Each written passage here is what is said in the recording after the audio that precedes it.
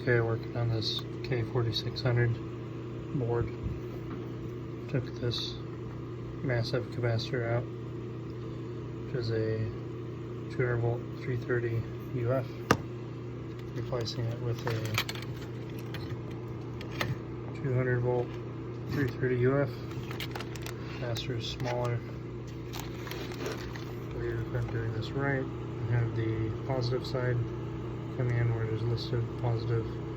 I have a negative side on this pen.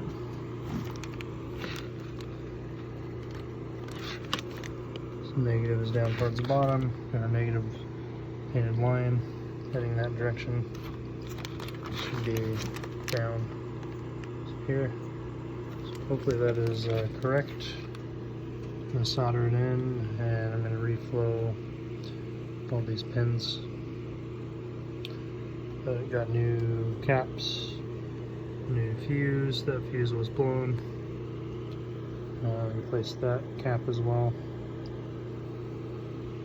And yeah, hopefully this board